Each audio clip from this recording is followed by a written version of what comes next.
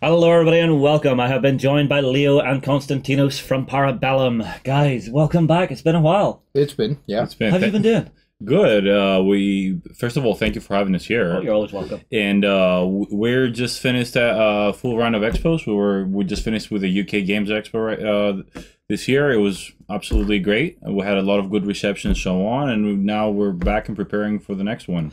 Yeah, well, I mean, like, UK Games Expo was fabulous for you guys. Your stand looked amazing, and Thank it you looked very as if much. you were busy the entire weekend. Did you have much foot traffic? Yeah, actually we did. We had a lot of just people who either knew or didn't, and it's great to have both because when they know you, you kind of feel good already. Yeah, you yeah, know? Yeah. And when they don't, you get the chance to get people excited about what you're doing. And we had a very good reception. People liked what they saw, and Fantastic. Yeah. Well, I mean, like, Konstantinos, you were actually telling me you had a couple of guys who just wandered up to the stand and started playing without one of your yeah, that is actually volunteers. That's true. hilarious. They've watched the videos that you've done with Leo, Yeah, yeah, and they were already like ready to play. And we were wondering with Leo, why is no one showing Yeah. them how it's done? How it's done? And the guy, it's fine, I know this. But it's wonderful whenever you have something like that people are now engaged with the game to the point where they're ready to play and they're just waiting to get it into their hands. Yeah, Yeah, that that feels great. that makes me happy whenever I see that we can do that for people and just leave them ready to play. We had people on that came on to last year on the Essen Expo. Yeah. And then like you start recognizing some faces because some of them went to Adepticon, and then we find them again at the UK Games Expo. Like, I've been following you everywhere, so true. Not in a creepy way. Not in a creepy way. I'm like, So far. I will take it as a compliment. I'll say. Yeah. All right, so what are the main things then? So you've done UK Games Expo this year. You've just mentioned Essen. Will you guys be there this year again? Yes. All right, is that your next show, or is there anything in between now? That's going to be our next show, and starting with Essen, going after that, we're going to be attending more and more shows. For us, it's very important to be there and support the gaming communities globally. So we want to make sure that we're there. We want to make sure that we are in Europe, in the US, and wherever there is a growing community. Yeah. Well, this is the thing. The tabletop market these days is so global. You know, Yeah. you can get into damn near any market these days. I remember a time whenever if you were a UK company trying to break into America, you had a wild time of just breaking in. Same thing, vice versa. America coming to Europe, you really had to work at it. But you know, I'm seeing with these bigger cons, there is just a nice space for people to come together and enjoy the games and learn about new worlds.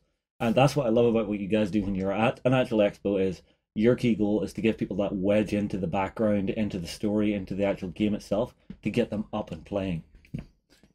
I think that that's sort of the idea of why we're going. I mean, we're there to show what we're doing. We're there to get people involved. We're there to talk to them, as you said, about the story. How did this all begin as a company and as a world as well? And then, of course, they have the chance to actually play the game because that's what it is, a good experience. That's what we want to share. Yeah, yeah. Okay, now, you guys have some news to share with us. So what's the first thing you'd like Absolutely. to show to everybody? So the very first thing that and the reason the UK Games Expo is so important for us is because now we got to show for the first time our plastics. So we brought here our Marksman clone that is assembled and unpainted plastic to show for everybody. And this is production quality, yeah? This is production quality, absolutely. Okay, so I have it here. I'm not sure if I should show everybody now or leave you waiting to the end. I'll do it now. I'll do it now. Okay. All right, so this is your clone art here. If I get my big hand out the way, the details are gorgeous on this. I love the way you've done the actual sculpt work on him. He's actually got the little dagger. The arrows are all in a big heavy-duty quiver on his back. And then even just down to the detail of the two little fingers pointing forward from the bow. Tiny little details like that are amazing. And the actual engraved detail that you've done on this, I think it's going to take like washes and dry brushes really well. So no matter your level of painting skill, I mean, if you're a top-end painter, you're going to make something gorgeous out of this. If you're like myself and you use a 3-inch brush, you're going to get something you can put on the tabletop. Yeah, but it's we went actually for everybody that has seen our miniatures up close. Went with a slightly larger scale, so these miniatures are about 34 to 36 millimeter, depending on the miniature. Yeah, and that lends itself a lot to new painters to get out there, make sure that they can paint all these detail and make sure that you can always have it show on the model itself. Well, this was something whenever I first started painting and stuff, some of the miniatures I got were actually 28 or just slightly below 28, and I found just getting my brush into those tiny details, because I didn't have a great set of brushes when I started. I found myself fighting and struggling with it a lot. And of course, then time moved on. I bought more stuff, and I was able to do a better job. But yeah, having that easy paint for someone just to begin is fantastic. Color scheme wise, I assume you guys are still working that out. You're still in development, yeah? Yeah, I mean the basic colors we've shown on our art, and you'll see a lot of artwork on our website, and that's another big piece of the news that we launched our website, and you'll be able to find there on our gallery all these different artworks that show how the actual coloring is and how everything works there together. Fantastic. All right. Next thing then, from the website. Absolutely. I did hear you mention earlier about your rulebook. Is that going to be a free one for everybody? That is a free rulebook, and it is actually already. It's already out. And it's already out. People can already go and download the rulebook for free. They can see if they like the game. It's all about the game, and then they can decide what they like. Okay. Do you have it open in a webpage for me? Yeah, actually. All right. Let's see if I can do some magic. Ta-da! Wow. That was Simsalabim! almost as if we were already there. Okay, so this is your main homepage we're looking at. This is what we're starting with. Yeah, it is actually for now, it is the map of the world. This is a common misconception. Even among the denizens of the world, there's a lot more world out there to see. But this is the main continent that we're starting our story with. But as you can see, it's not just a picture. If you actually mouse over, it is an interactive map that shows you, for instance, this is the area that the 100 Kingdoms are located. Yeah. This, for instance, is for the Nords. This is Mannheim. And if you mouse over there that says Spire Sightings, you can see where the spires are positioned around the world. Oh, I love that. The same with the Duagom Hold. Lovely. And for the rest of the factions that we have not announced yet, but are spread around the world or are connected, we have little teasers for people to see, like the city-states here in the south. Yeah. And there's one I particularly like, but you'll have to find it yourself. There's a particular have you little Easter eggs in here? Yeah, there's one that I particularly like. Yeah. Thank you. Okay, so from here, I assume if I was wanting to download the free rulebook, I'm going to go to the rules and FAQ tab. Absolutely. Exactly. You will go to the rules and FAQ.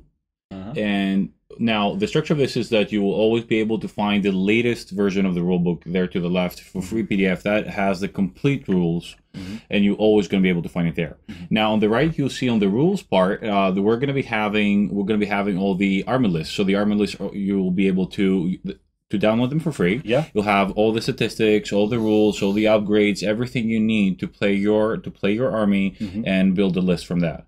And then on the FAQ, we're going to be having running logs about every change that goes on, and you'll be able to find a backlog of all the different iterations and all the different changes that have been done. So, beginning from what we're going to be doing with the rulebook or the army list on the first page, you're always going to be able to find what changed from the previous update. Only have those last changes, and then you'll be always be able to find everything else. Yeah, and then with having this as a PDF online rulebook, you guys can make those updates to the actual PDF file, and that way people aren't constantly having to stick an extra page in here and there saying this one line in this one paragraph is now different, and remember to check that. Exactly. You're always going to be able to find the latest version on a PDF. There's no reason for you to have to be putting new pages on your pre-existing rulebooks, and always having highlighted and exactly mentioned what has changed from the previous update. Nice.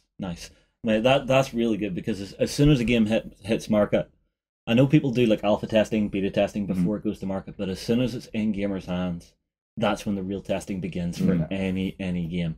And having like a rolling rulebook is great, because then you're not having to wait for like a 2.0 or something, which is something I've seen with some of the older games. They would release their first edition, and the game worked, but there were a few speed bumps in there that just dragged you out of the game and made you stop and think. And it wasn't until they got to like their 1.5 or 2.0 rule set that everything suddenly became smooth, and it was just like, now the game has grown up and it's ready to be in the world and just continuously played. Absolutely. Right. Next thing you guys are wanting to talk about, what is it? Now, more new things. We have the Militia Triple Kit. This is already one of the expansions that we're going to be that we're planning, and it contains the militia, the spear. It's a spear and shield regiment, you can make the shortbowman and the longbowman through that. That's a multi-part, multi-pose, and sprue kit that you can make all 3 variations of that. And we've had each one of the regiments we've had exhibiting on. Yeah, I actually grabbed our pictures for it. If I can get my thing to work here. Sometimes technology is a little bit skew-iff, but here it is. So these are your halberdiers, yeah? Absolutely. These are the militia. And these are the standard militia. In the world of the 100 Kingdoms, there was actually what we call the Militia Act. The orders pressured the old emperor. Now there is no emperor. They actually pressured for reformation in the laws, and they forced every noble to accept that their militia would be properly trained and supplied with equipment. So they are not your average Joes. In a way, they are, but they have received training. They have proper equipment. That's why they're standard issue. That's why they look so well prepared for a militia. Well, I mean, like they look absolutely beautiful, and actually doing a triple kit is something that's very, very clever because it takes a lot of the thinking out of it for your players for what their next pickup is for the 100 Kingdoms. Like, if I've got my starter set and I'm thinking, right, I need my next unit, I'll grab this box. I can either buy these guys, or I can build these guys, or I can move on and actually build some archers, shortbowmen or longbowmen, and it works so well to actually have that as a simple pickup. Again, removing those speed bumps to actually getting into the game and expanding into it is very, very clever. And I love the paint job you've done on these because they look so different between one and the other. Because these guys, you can see it's very much, these are regular clothes that they're wearing. They've got decent gear, but then whenever you switch to the other guys, it just feels that bit more uniform, that bit more heavy because of the weaponry and the heads changing out, and it just works really well. It was the idea that we wanted to communicate that these are people like commoners of the 100 Kingdoms in various locations, but the longbow developed in Breonia, and which is a particular reason, and it was actually used. That's why if you look at the minis, some of them are masked and they're hiding their faces. It was actually used a lot by highwaymen. So these people are, yes, they are militia, but most of them have a history. Let's say. I see. A little pre-experience. experience before that. before any war. So basically, I have to join the militia, but you know that fellow over there might recognize me. Mask. Exactly, and that was the danger of the Militia Act. That suddenly you had a lot of people that maybe did not have the means to survive otherwise. They had now the means to gain. Yeah. So even that caused a lot of problems. It was one of the counter arguments for the Militia Act, but the orders always had the common good of the humanity as a whole as their ultimate goal. I see. So they wanted everyone prepared for whatever may come. I see. Well, again, it feels like a living, breathing world with having something like that. That there has been a legal proclamation that is now forming this unit. This unit now, it makes sense, and I feel that it's alive on the tabletop. If that makes sense. And it's important for us that the lore is being mirrors itself on how the regiment actually plays. So you'll find the militia throughout the triple kit. These are all light forces. Now, from the videos we've done together, when we played the game, light forces are the ones that come in first. They're there to fight off enemy skirmishers. They're there to contest objectives without being able to capture them. So they're the vanguard of the army. So militia are the militia, for example, would be the regiment that would come in. They would try to screen other regiments, make sure they capture enough territory for the rest of their regiments to come in from the sides, and they're there to sustain the first hit, to hold the enemy there to the point that you can bring the rest of your forces. Then you have the militia bowmen, the short bowmen that are there to provide some light covering fire, and then you have the longbowmen that are actually restricted choice, and we'll see a little bit more about later when we talk about how we create an army list. And we'll see how their different roles are being used in the game. Awesome. Right, next thing is you have a new character. Absolutely. Now we've shown before the contents of our starter set, and we've shown the Ferromancer, and we also now have This is the Fairmaster, and this is the character that is going to be included in the basic set. This is going to be the character for the Spires. Yes. And now we have the character also for the 100 Kingdoms. That will be the If I may, Lord. what I love about this character is that every time at any show, when they see the Spires on the table and on either in the demo tables or on the display that we set up, they ask me, okay, what are these? Yeah. and every time I have to say, well, actually, everything on this side, with the exception of that guy over there in the corner, because he's the only actual member of the race of the exiles that live in the Spires. The rest are just creations. He, however, behind all those masks and, anyway, equipment, let's put it this way, there is an actual member of the exiles, one of the Spire Lords that you can call them. You see, I am finding myself, the more I look at these, the more I'm torn between which of the two starter factions I want to go for, as to be 100 Kingdoms or Spires. Because I'm looking at the 100 Kingdoms, and it's very classical. I know what I'm looking at. I know what I'm doing painting-wise.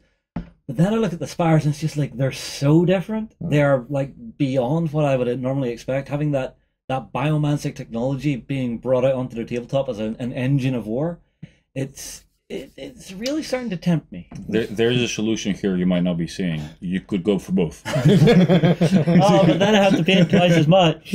Well, price of a wargamer. That's yeah. All right, so we have him, but your new character. Who is the new character?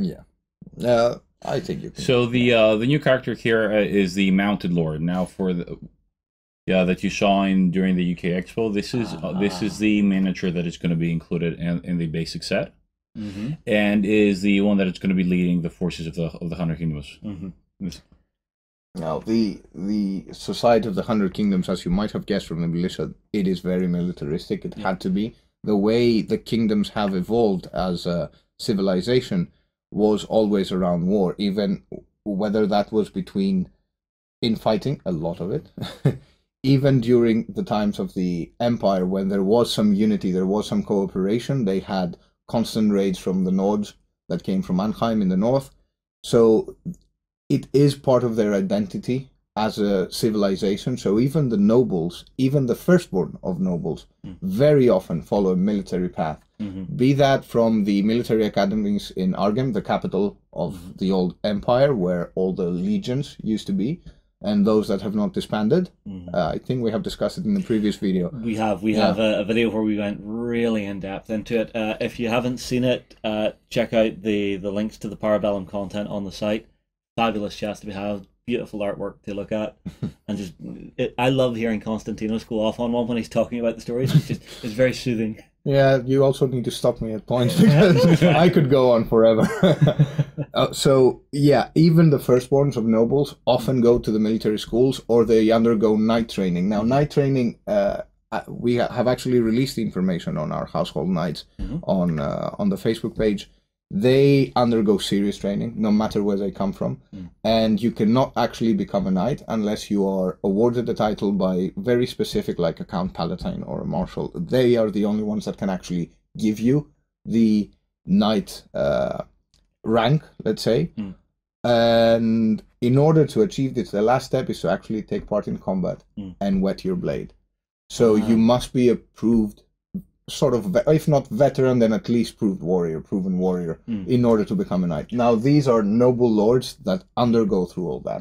It is part of the, maybe not all the different kingdoms, but most of the kingdoms, or at least 100 kingdoms as a whole, they have this mentality of military. The commander, whether it be political or military, has to be admired. And what better way than to charge first? Well, I mean, like, I will say this. The miniature, you've sculpted it to look incredibly heroic. Now, the paint job is gorgeous, and it really accentuates all that you're trying to do with it here, but seeing that warhorse in the heavy armor just ready to leap into combat, to stab the lance into an enemy, it's a beautiful piece. And yeah, I hope people have a lot of fun painting this, because you've got some really nice surfaces there that you could do like some freehand work. I mean, like, I can even see on this miniature the work that's been done on the cloak, just with the light little swirls running through the silken cape. Because it feels like it's very high class to begin with, so it just works for me. It's perfect. It's one of the benefits of the 100 Kingdoms as a human faction, that there are so many of them. So people can actually find what they like or what they sort of like and make their own kingdom in a way. So they can find their own colors, they can find their coat of arms, they can find anything and put it in their miniatures. This is something I love in games, is whenever I can have my guys on the tabletop telling my story. Yeah. You know, it's something I find restrictive with some games out there where it's you're telling someone else's story because it's so character centric. But having something that's got enough flavor to it to actually feel like a cohesive faction and then allow me to actually dive in and say, I'm going to build my own kingdom. The kingdom of Justunia will rise. The idea, sorry, and inspires at the same time. Yeah, sorry, I don't know how that will and happen. it just inspired. Oh, Justin tires. The idea was exactly that from the beginning, though, that when we design characters, we may have a specific one in mind, but it's just an archetype for all those types of characters. So yes, when we were thinking about the Noble Lord mounted version, yes, I might have a name for him. Yes, I do. There might be some Is it short story. Konstantinos? No, it's not. There might be some short stories about unto Noble Lord, just saying. But we're not promising anything. But I already have drafts. And I've already heard about them about 200 times. This is the thing with you guys doing all the shows. I'm sure you're constantly taking road trips together, bouncing ideas back and forth. That is actually true. Yeah, I never listen to him, but yeah. Oh well. What can you do though? We'll go back and forth between different archetypes and different stories. And... Exactly, but we want, while we may have a specific character in mind, we leave the unit as a character in games open enough for people to make their own stories. For us, it's quite important that it is a story in battle. That's why the battle makes sense. Excellent. All right, last thing you guys want to talk about for this particular video is something you just want to briefly touch on, if I'm right, yeah? Well, important for us is to mention now that we have an army builder in the works. So this is going to be a free army builder. This is something we want every player to have access to. Have a tool through which they can make their list, make sure they can save their list on, so they will be able to have an account that they will be able to go back to their older lists and see how their gaming goes on. And then when we have organized play, when we release organized play, that will be in a year after release. We're going to be having a mobile version of that as well. Oh. And all of that, we're going to make sure that it's for free. Excellent. Now, this is something I find that's incredibly important these days, because much like your rulebook, being able to update rules on the fly and keep them current is very important. So having an online army builder where, again, you can make sure, okay, this guy's stats are maybe just a little bit too powerful. Let's maybe knock a point off here, add a point in there. Okay, that's balancing up a little bit nicer now. Let's run with that. It's very, very useful to have. And it gives your players a great resource to actually run the meta. Because, I mean, like, there's nothing I love better than sitting down and working out what force I want to build before I actually go out and grab my stuff. Or I look at my next expansion and say, right, well, let's grab these and I'll maybe proxy them in for a game or two with my friends. And if they work really well, I'm going to grab them, I'm going to build them, and I'm going to take them to the next tournament I go to. Yeah, of course. For those that prefer the hardback version or have an actual book, we will be having the books that you can get and you can read all the rules there. Yeah. But for us, Conquest is a game that is all about making your army and playing with another player. And we don't want any barriers to that. We want you to have your miniature and go play. We want to give you all the tools for that. Oh yes. I do want to delve deeper into that, but I think let's save that for another video. Yeah. Absolutely, that sounds good. All right. Anything else? That'll be it for us. No, let me talk about the lore for another couple of hours. Off we go. Well, this is gonna be tonight. Okay. All right. Well, gentlemen, thank you very much for coming in. It is always a pleasure to sit and chat to you. It's great to hear how Conquest is coming along. And it's great to actually see just how much fun you guys are having, adding to the world and actually bringing new players into events. If you are ever an event where these guys are at, I highly recommend stopping off and checking out their booth. It's beautiful. And Shanghai one of these two guys to give you a demo game. We'll move on. Drop your comments below. Tell us what you think. We'll see you soon. Go ahead and check out our other content on screen now, and be sure to check out beastsofwar.com for the latest gaming news and gaming Let's Plays. And while you're at it, why not hit subscribe and remember to ding our dong. Go on, you know you want to click it. Go on.